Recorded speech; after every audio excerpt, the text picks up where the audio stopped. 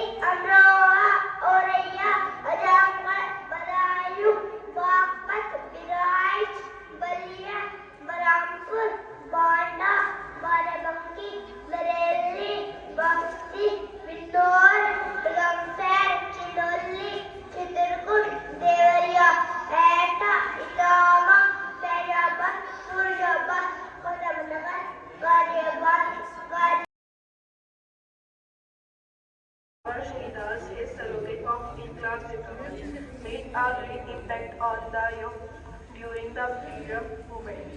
Bhagat Singh was born on 28 September 1907 in a linguistic family of Banga village, now in Pakistan, in district of Firipur, Punjab. His father's name was Sardar Kisan Singh and mother name was Vidyavati Gaur. His grandfather Arjun Singh and इसका देश का development में हम अपना हिस्सा जो है दे पाएंगे या नहीं दे पाएंगे।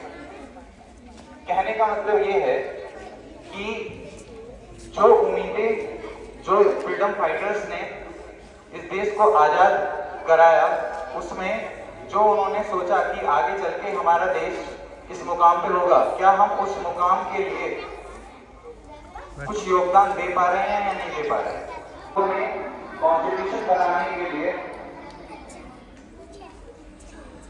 एक सीमा निर्धारित हुई जो कि 2 साल 11 महीने और 18 दिन रही।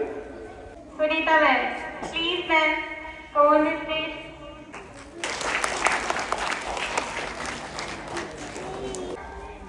सन 1947 को हमारा देश आज़ाद हुआ था और सन 1950 ईस्वी को हमारा संविधान लागू किया गया था।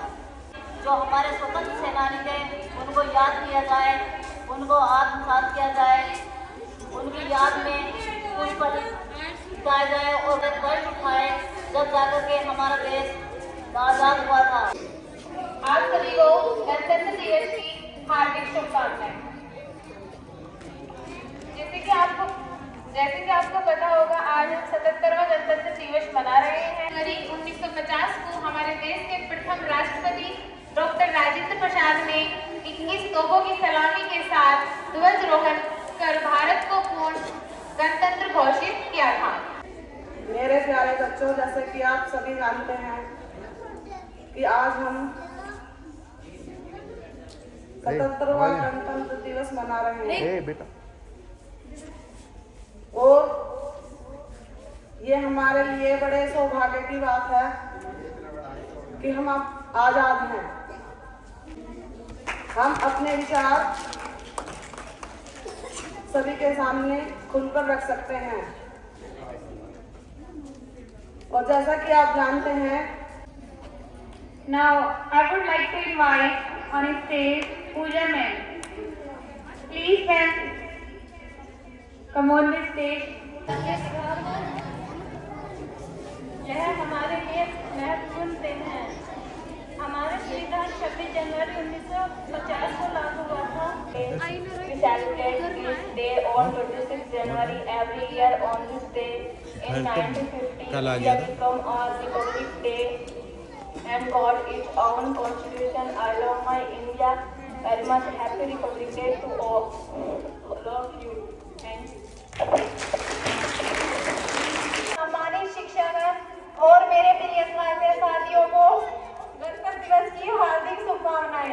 छोटा सा चाहे हमारा वो घर ही क्यों ना हो, हमारा वो परिवार ही क्यों ना हो, उसको अच्छे रूप से चलाने के लिए हमें कुछ नियमों की, कुछ रूल रेगुलेशन की आवश्यकता होती है। जैसे कि हमारा घर है, उसमें भी हमारे घर में एक मुखिया व्यक्ति होता है जिसकी बात को मान करके हम सब लोग चलते हैं।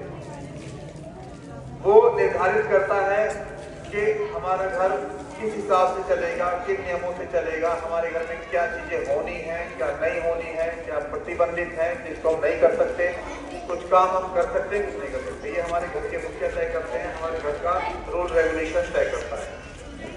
ऐसे ही किसी देश को चलाने के लिए कुछ रूल रेगुलेशन, कुछ नियम कानून बनाए जाते हैं जिनको हम अपना संविधान कहते हैं।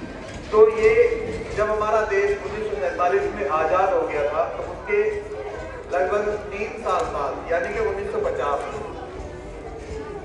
जो हमारा संविधान था वो लागू हुआ, यानी पूरे देश में उसको लागू कर दिया गया कि अब जो हमारा देश चलेगा इन नियम कायदे कानून से चलेगा। बेटा शोर ना करो, हे शांत बैठो, बिल्कुल। जो बोलेगा बात करेगा उसे मिठाई नहीं देंगे, मैं देख रहा हूँ यहीं से सबको।